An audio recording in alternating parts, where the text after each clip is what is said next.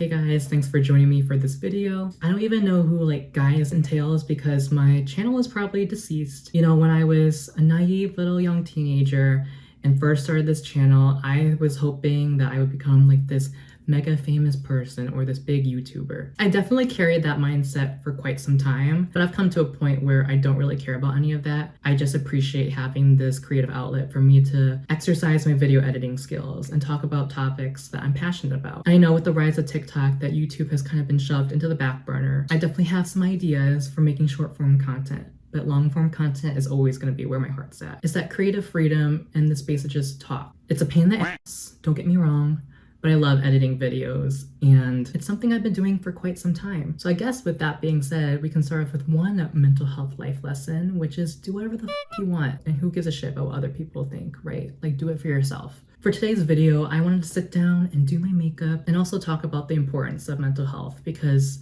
I think there's definitely been some great strides in kind of the societal perception of how we view mental health. But unfortunately, stigma still exists out there, and there's a lot of work that we can do to bring more awareness to the overall issue of mental health. If this video is helpful for at least one person out there, then I'll feel like I've done my job, okay? But also, just do it for yourself. Make yourself happy. And that's what I'm doing right now.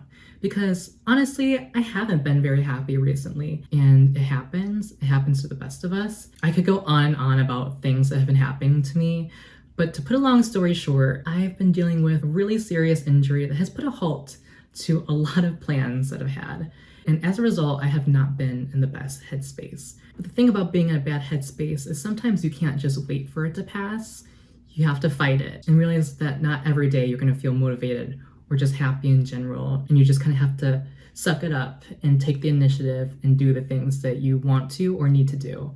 And that's exactly what I'm doing right now, okay? No more living life as a victim. I'm over it. For those who don't know me, I'm a registered nurse who works on a very mental health oriented floor, and I'm currently in grad school pursuing my Master's of Science in Nursing to become a psychiatric mental health nurse practitioner.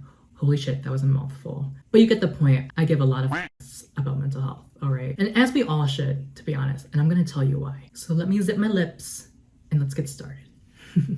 All right, y'all, I'm just curious, is it hot AF where you are? Because in my city right now, girl, it's giving monsoon tropical climate. Even just being outside for 30 minutes, my clothes stick to me. At this moment in time, I'm very into that glowy, dewy skin. But with how hot it is outside, that in itself is enough to give me a glowy look. Whatever, I'm really not going anywhere right now. I'm just gonna go pick up packages from Amazon. To those who live in a big city, or maybe it's just where I'm living at. Do you have people who follow the Amazon trucks and just kind of steal the packages? Because that has been the case for me.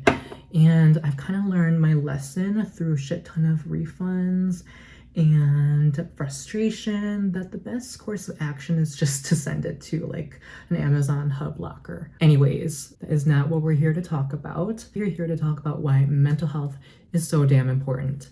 And this is a topic I'm super passionate about, and it's also applicable to the field, I went into. I am currently a registered nurse who works on basically a psychiatric floor at this point that's very mental health oriented. We get a lot of med-surgical patients too, but the history of present illness with these patients is the basis of which tends to be very closely associated with a mental health diagnosis. I see a lot of patients come in with very significant health problems. And as healthcare workers, it is our job to help those patients through their struggles and nurse them back to health, right? And that job in itself is so important. And that's why I think nursing is one of the hardest jobs in the world, is because you're just dealing with people at a very sick point in their lives.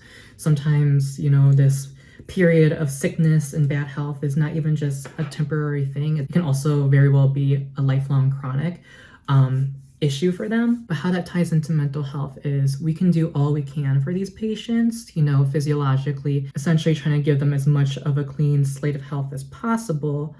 But ultimately, the responsibility of maintaining their health and trying to keep them healthy falls onto the patient themselves. And That is why mental health is so important, is because sure, we can take care of all these, medical problems that they present with, but ultimately they need to have the mindset to proactively maintain their health. Because of that, mental health underlies basically every facet of our well-being. We can try to get someone as healthy as possible, but to maintain that health, that person needs to be in the right mindset and headspace to be able to do that. Otherwise, how are they truly going to get better if they fall back to unhealthy habits or just simply don't care enough about themselves to then subsequently take care of their health? And that kind of brings us to this point, how mental health encompasses so much of our lives, if not all of it. Mental health is not just simply having depression or anxiety.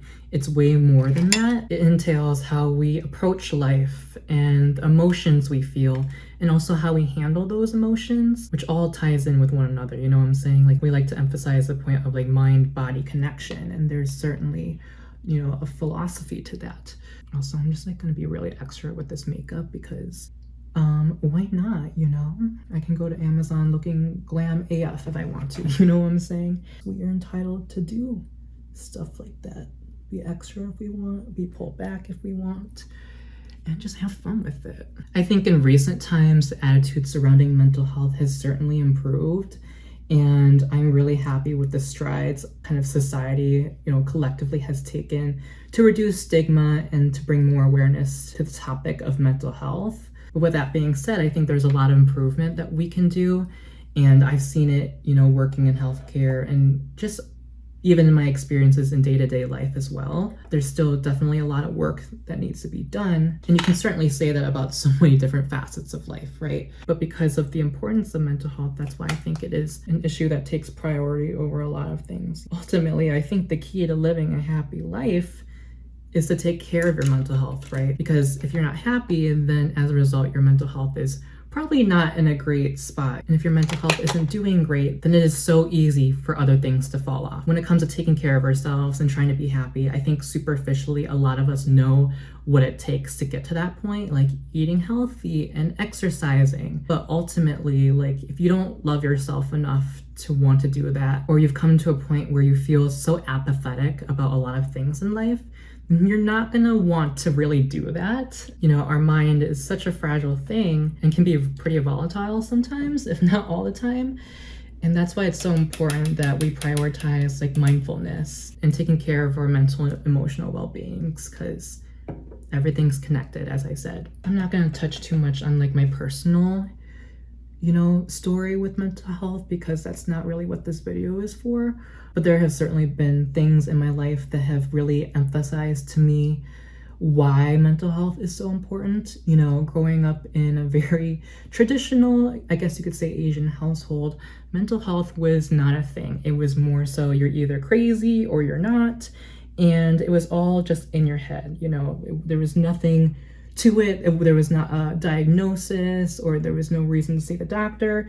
It was just a matter of things being in your head, which, I guess some could argue that that's the case, but it's such a superficial perspective on such an important part of our everyday life. Mental health is not just having a diagnosis. It's not just being schizophrenic. It's not being depressed. It's not just being anxious. It's about our coping strategies, the way we emotionally regulate, how we approach situations, the emotions we feel, and also the way we react to those emotions. And our overall autonomy is so closely tied to our mental health. At the end of the day, we make the decisions to control our lives. Like, we drive the car, right? It's really important to take care of like that control center so that things don't fall into an unhealthy and unhappy place. For those who had an upbringing in an environment where mental health wasn't really talked about, or there was a lot of stigma surrounding it, or it just simply wasn't important, then subsequently I think it is really difficult, if not impossible, to truly grasp, the importance of it and the ramifications of us neglecting it. And that's why I think it's so important to talk about mental health, not just because mental health itself is important, but because we can bring more awareness to it and really educate others on why it is so important.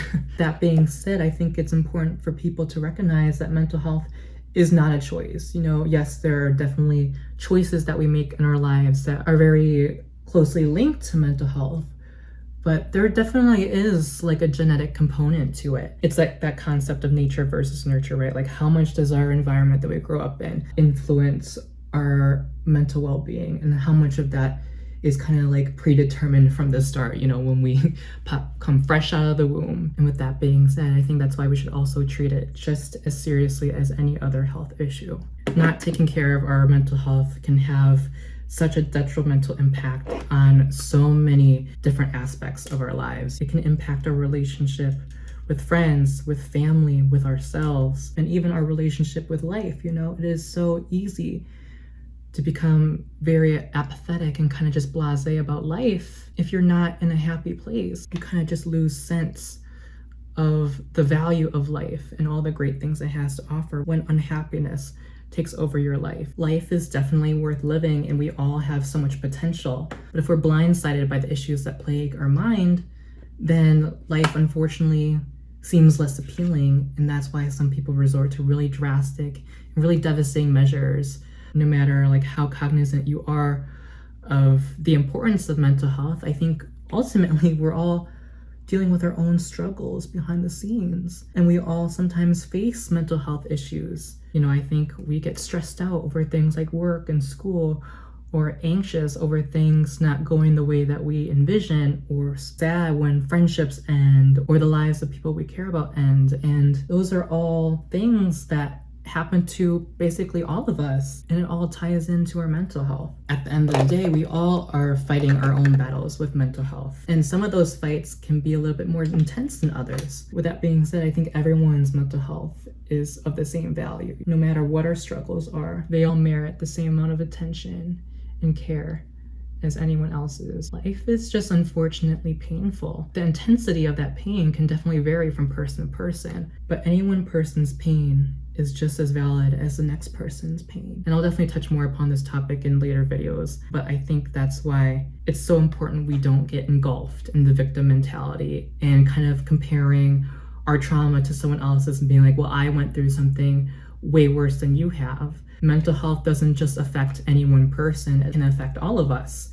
No matter what your economic status is, no matter what gender, no matter what sexual orientation, no matter what race you are, it can affect every single one of us. And that adds all the more reason to why mental health is so important. Not one person on the face of this planet is excluded from having bad mental health. Even animals, if we're excluding us humans, can have mental health issues.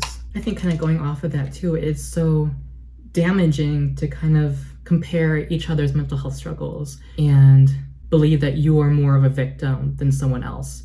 I think it's really important to try to be grateful for certain things in our life and recognize that things could be a lot worse, because that certainly can be the case. But it's also really important to feel your pain, because we all have different experiences. We all have different perspectives on things, and that can totally impact your perception of how serious a particular issue is. For example, someone who grew up with a pet and that pet passes on, that's going to have much more of an emotional impact on someone as opposed to someone who didn't grow up with pets in the household. In a lot of situations, it can be harmful to tell people how to feel. There is no guidebook to mental health. We all enter different periods in our life. We all go through certain experiences or traumatic events that alter our perceptions of certain things or circumstances that we as humans find ourselves in. How you perceive things now in this moment is not going to be the same as how you perceived that situation a year ago or even a year after today. And that's why I think it's so important that we stay on top of our mental health. Lean on those who want to support you, and also try to strengthen that relationship with yourself, so even in your darkest of times, you can learn to rely on yourself. It's important that we emphasize as a society not just to only lean on each other and our support systems for help, but also learn to rely on ourselves. Like I said, the only person who's living in your shoes is yourself. No one knows yourself better than you know yourself. At the end of the day, it is our responsibilities to take care of ourselves. Someone could spend literally 24 hours in a day telling you all the mental health advice that you need, but if you don't take it upon yourself to use that knowledge and to integrate it into your life and adapt it to the way that you need it to work for you, then ultimately it's pointless. I know it's such a cliche saying, like, you gotta learn to love yourself to learn to love others, but it's so true because there's no way to really know what love is if you don't feel it for yourself. Once again, this is something I could totally delve into in another video. But for people who are in relationships, I think a misconception is it takes 50 and 50 to make a relationship 100%. First of all, no one really needs to be in a relationship. You can totally live a happy life by yourself, right? I think it's important to recognize that a relationship at the end of the day is a partnership. You kind of almost think of it like a transactional relationship between a business and an influencer, right? They're both getting benefits out of coming to this partnership. When you're in a relationship, you can't rely on the other person to be your only source of happiness and to kind of fix your problems for you. You ultimately have to make the decision for yourself because, like I said, no one's living in your shoes. The external validation of another person is not going to be sustainable. You're not going to spend every waking moment of your life with another person who's going to be your only source of happiness. You're just not. You have to learn to be comfortable in your own skin. And how we get to that point is by prioritizing our mental health and our well-being. In a true relationship, I don't think each person brings 50-50 to the table. I think each person brings 100% and 100%. Ultimately, at the end of the day, this is all really just my opinion, and people can definitely have different perspectives on this issue than I do. And I totally welcome anyone who's watching, which could certainly be just a singular person. That's okay. What your perspective is on mental health, because it's so nuanced. But I don't think we can deny how important it is. I think it's really important to have an open mind and be open to totally new perspectives and hearing out other people's experiences and stuff like that. With that being said, too, it's really important to have your own values. What's important to you is not going to hold the same level of significance to someone else, And that's totally okay, because that's what makes us human. We're all different from one another. We can open our minds to how important a certain value or moral is in our life. But I think we all must always understand that people perceive things differently and people react differently. And I definitely think there are negative ways to react to certain situations and that we can do things to rectify that. But ultimately, that person has to make that decision for themselves, right? We can't force them to. In that same vein, it's important that we don't burden ourselves with other people's mental health issues. And that is so much easier said than done. When someone close to you or someone that you love is struggling, it's really hard not to feel devastated in some capacity or take that personally, And I think situation to situation, it's different, right? Like as a parent, if you see your child struggling and perhaps there is some level of generational carryover of negative coping strategies or toxic behavior, it's just a part of life to make decisions that we regret. So you just have to take the issues for what they are in the moment and deal with them the best you can. And like I said, it varies from situation to situation, right? I've definitely had people in my life who are suicidal and taking steps to end their life. I try to do everything in my power because I felt it was the right thing to do to talk that person down and try to get them as close to as good of a place to see the value in life and work towards getting better. And that's the thing. For a lot of us that struggle with depression, life is a battle. And some days are better than others, and some days just feels like the world's collapsing on you. And that those feelings are so heavy. Things that might seem mundane to others or minimal to others, like getting out of bed, can be extremely taxing because life becomes almost sepia toned and it's hard to see the value of it. And that's why it's so important to recognize that, yes, sometimes living with a serious mental health issue is a battle. Any mental health issue. And some days are going to be better than others, and some days you're not going to feel motivated to take care of yourself or to do the things that you need to do. And I think it's really important to grant ourselves that rest and the mental break to recollect and reassess and take mental breaks as need be. But it's also important to realize that sometimes you can't wait for life to get better, right? Sometimes in our mind it might feel like it never will. But the reality of the matter is we're not going to feel motivated to do the right things for ourselves every day, and that it will require hard work to maintain ourselves. But if you're able to fight those battles and come out of them on the other end, you will have a strength that so many people don't have in life, especially those who come from privileged backgrounds. And you'll be able to tackle so many more issues head on and know how to deal with them better in the future than someone who hasn't dealt with that would be able to. And that is such a huge advantage you have over so many people, and such a valuable life skill that you don't have to only utilize for yourself, but you can share with others too. You can become so much more in tune with your emotions and recognize that in other people and help other people navigate those emotions. You know, yes, people have different experiences, and yes, people have different values and different ways they approach things. But at the end of the day, I think there are definitely foundational components of navigating certain issues, right? Like, I think just recognizing that life is tough and unfair, and sometimes you have to fight. But intelligence is definitely important, and there's so many layers to intelligence. Someone could be very book smart, someone could be very street smart, but that emotional intelligence that we get from taking care of our mental health and navigating our mental health journey, that is a gift that no one can take away from you, and will only grow stronger as we nurture our mental well-being. It is getting a little dark outside, which actually can be a good thing because it is sauna level hot out, and pick up my packages because they are waiting for me to come collect them. I should not be opening my mouth and talking as I'm putting setting spray on myself. Let me just fix my hair real quick because we brushed her out of the way to not get makeup in her, but I would not be surprised if I still got makeup in her because we are deadsy. And you know what? I'm happy with how this turned out. Usually when I like do my makeup and talk at the same time, I'm sacrificing one thing over the other, right? Am I saying just a bunch of nonsense and doing good makeup?